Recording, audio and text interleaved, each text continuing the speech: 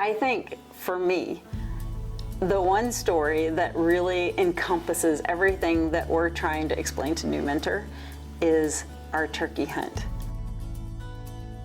To be a mentor, you need to focus on 3 things: safety, communications, and the experience. I want you, so it was your first turkey. Mm-hmm. Yeah. I want you to tell that story. Okay, I'll tell the story. So we'd been on the road, we were exhausted. We'd had multiple hunts that you were hosting, different hunts. We'd been at shows, it was time to go home, and we were trying to squeeze in time for you to take me hunting for my first turkey before the season was over. And so we're on the way back, our 12-hour drive home, we're getting amped up. You're prepping me, you're talking to me about all the things I need to know, and we're getting excited, right, about the hunt. We slept, I remember we got to your house late, and that next morning we slept in a little bit, got everything squared away, and you said, all right, we got about 6 hours. Do you want to do this? You're tired. I'm like, absolutely, let's do it. And so we headed out to the property. And what I didn't know at the time is that because I had recovered from, I was recovered, but not 100% from my shoulder break and surgery, you had been out previously before we even left to go on the road and like cleared a path.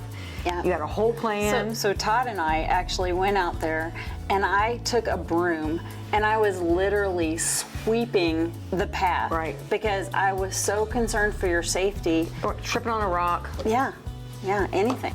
You drove me in your Polaris, your side-by-side, to the point where you'd been cleaning the path. And walking me in very carefully and cautiously, don't step on that rock, to get to the blind. One of the things that you'd really shared, and when I was on this hunting journey, I didn't know that turkeys couldn't smell in the beginning, and you're like, no, you don't have to worry about descenting your skin, your clothes. What you've got to worry about is movement.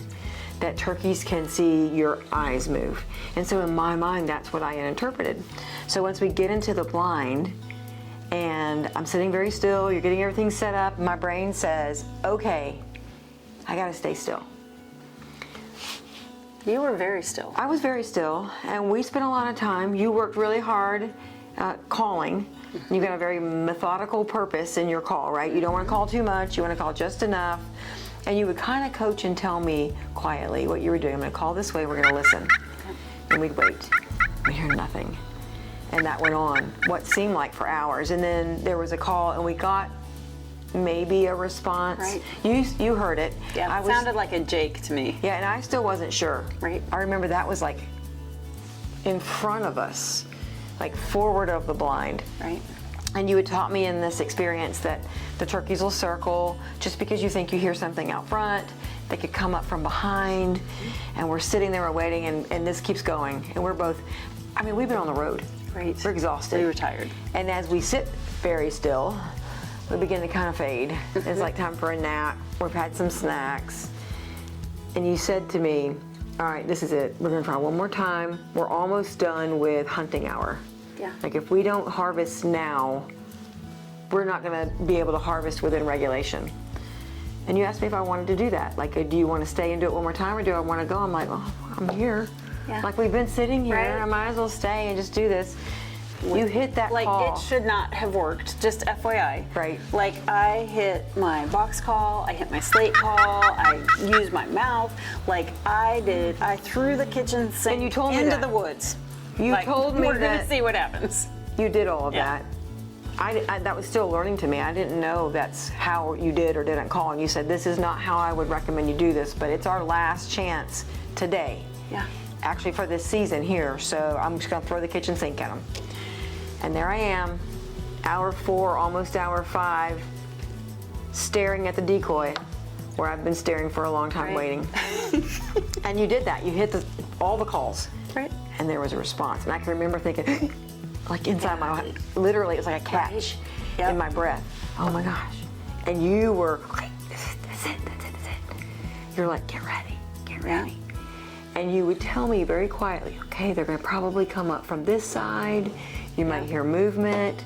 They could come from behind us, and they did. Right, and it sounded like a herd of elephants running through the woods. So I didn't know what it was supposed to sound like. I thought it was gonna sound like a bunch of little mice or some birds like Right. picking around in the leaves. Nope, I thought the neighborhood had come out and humans were walking behind us.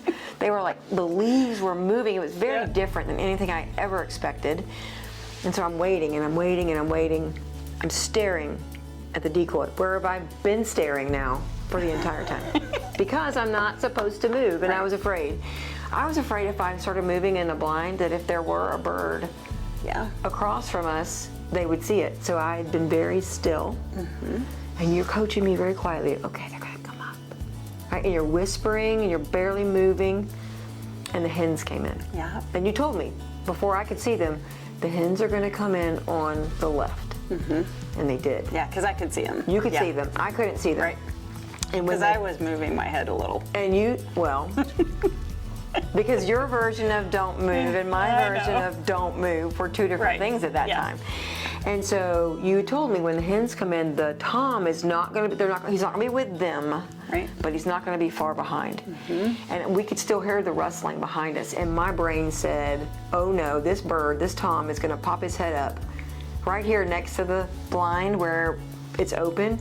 And I had visions of him going and looking in and basically busting the whole hunt. Right. Because he was going to know. Yeah, you're Look, right. There's humans in there. Yeah. I don't normally see humans in there. So I'm like this, and I'm staring Straight at up. the decoy. All right, so now I'm gonna take over a story. Okay. So the tom comes up around the blind. Yes. And I can see him. The hens have already gone to the decoy. They have checked it out. Yeah. And they have started to move off. So they're leaving our little setup. I'm trying to keep them there, but they're moving out. Well, the tom, he comes up. I'm like, get your gun up. Get your gun up. And I'm watching the tom because I've got to like call to get him to stick his head up so that you can shoot him. And right? what am I watching? Yeah. I'm watching the decoy. Right. I've been watching the decoy for now 5.5 hours. It wasn't helpful. Because I'm not supposed to move. So I'm like, okay, all right. I'm like, I'm gonna call and get his head up, shoot him. And so I call, he sticks his head up, Okay. nothing happens Right. I'm still staring at the decoy. at the decoy Right. because they can Yes. see eye movement. Yes. But peripherally, Yeah. I had seen the hens come in and go away. And now, as you're telling me, I'm going to call him, he's going to pop his head up, shoot him. His head pops up, and my brain says, I can't look over there. Because if I look over there, that's my eye movement. Right. Right? So I'm still staring at the decoy, and now my brain says, how do I get my shotgun from my lap Right? up to the shoulder pocket to get on this shotgun to take this shot without moving? So up until that point, even though as you're trying to get me to shoot him, my brain is still staring at the decoy, trying to see him peripherally, and it's almost like processing very slowly. Move, move, move, because I don't want to, I'm afraid. So what my brain said, if I do this, he's going to just run away. Yeah. And I won't even have seen him, like Right. I will have missed him. Right. So when you got elevated that last time and you were like, if you don't shoot him now, shoot him. And I went, bam, and Right. he dropped, and I'm like, and then you sat back. I went like, And this I never will forget. I'm like, Christa, why didn't you shoot him? and I said, you told me not to move. And I was like, yeah, I did. Yeah, I did that. So to me, this story sums up everything because we had safety that we worried about. We had the communication, which slightly I learned a lot about literal thinkers that day, honestly. And then we had the experience. We definitely had the experience. And the experience at the end was just, even if we hadn't had that harvest, what a fabulous day What it a was. way to end That a 2 very, weeks. yeah, Yeah, the 2 weeks of travel and to come and sit in the woods right, and be there with nature right, and complete that experience. yeah, it was awesome.